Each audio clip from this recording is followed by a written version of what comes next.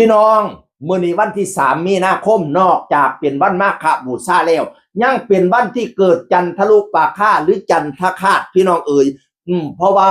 วันนี้จะเกิดภาษาบ้านเฮาคือกบกินเดือนอีกบมันสิกินเดือนใช้เวลาอยู่39นาทีผู้ใดอยากเบิ่งกบกินเดือนให้ไปจ้องเด้อเริ่มตั้งแต่เวลา 18:23 นาทีจนถึงเวลา 19:02 นาทีนะมันสิกินหน่วยอีเกิงจนระเบิดหน่วยเลยกบน่ะมันสิกินเดือนระเบิดหน่วยเลยบ้านเฮาเอิ้นว่ากบกินเดือนเนาะโอ้ยยิงปืนกันปังพู้นแล้วย่านอีกบมันกินเดือนเบิดย่านมันมืดย่านบ่แจ้งนะความเสียโบราณน่ะพี่น้องเอ๋ยความจริงแล้วมันเกิดจันทรุปราคาคือ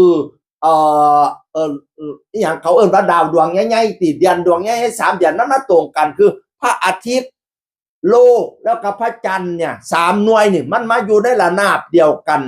มันก็เลยเฮ็ดให้เกิดเฮาบ่เห็นดวงพระจันทร์เลยเกิดจันทรุปราคาพี่น้องเอ๋ยเหตุการณ์นี้ปกติแล้วโดยเฉลี่ย2ปีจะเกิดครั้งหนึ่งนะมักจะเกิดในวัน14ค่ำและ15ค่ำพี่น้องเอ๋ยปีนี้ข้าเจ้าคำนวณแล้วจะเกิดในวัน15ค่ำเดือน3เดือน4เนาะปีนี้มัน8 2 หนวันมาฆบูชานี่แหละเวลา 18:23 นาทีจนถึง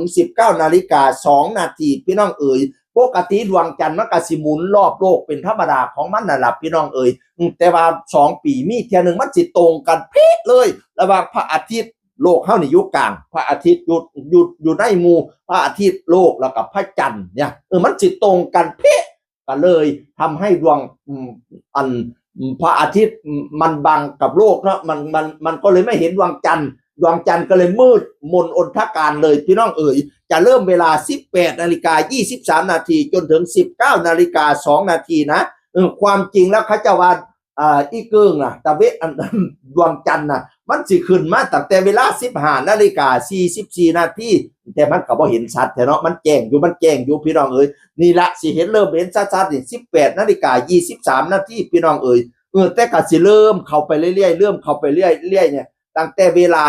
18:04 นาทีมันจะเริ่มกลืนเข้าไปแล้วกลืนเต็มหน่วยในเวลา 18:23 นาทีพะนะว่าแล้วสิโจอยู่โดนเติบเด้39 นาทีพุ่นพี่น้องอย่าพลาดนะวันนี้อย่าพลาดนะพี่น้องเอ๋ยนั่นละเอามาเว้าสู่ฟังเตรียมตัวไปเบิ่งนำกันเด้อวันที่3มีนาคม 18:23 นาทีถึง 19:02 นาทีมีเวลา39 นาทีเต็มพี่น้องเอ๋ยแต่หลังจากนั้นมันก็สิค่อยเคลื่อนออกไปก็บ่แม่นว่าสิแจ้งโลกแล้วมันก็จะค่อยขยับออกพี่น้องเอ๋ยก็จะเห็นไปจนถึง 21 นาฬิกาพุ่นละแต่ว่าด้วยที่ว่ามันจะเห็นแบบกินเต็มดวง39 นาทีเร่งเบิ่งกันแล้วกันเขาเจ้าคำนวณว่าจังซี่พี่น้องเอ๋ยก็สิไปปูศาสตร์เตรียมตัวเบิ่ง เขาเจ้าว่าตอนเกิดจันทรุปราคาหรือว่ากบกินเดือนเนี่ยบางคนก็สิยิงปืนปังเคาะกระลงปงไล่มันออกย่านนั้นกินอีเกิงเฮาเบิดย่านเฮาบ่มีอีเกิง ย่านนั้นมืดยับก็คืนสินะเพราะว่าอีเกิงให้แสงยามก็คืนเนาะบางคนก็ไปเคาะต้นไม้ต้นไลพี่น้องเคาะให้มันออกหมากออกผลบักม่วงบักมีบักลำยอกลำไยบักไฟบักเผาส้มโอสยโยหงหิ้วก็ว่าไปบางคนไปตัดกิ่งตัดงามันออกให้มันออกหมากออกผลเป็นความเสียพี่น้องเอ๋ย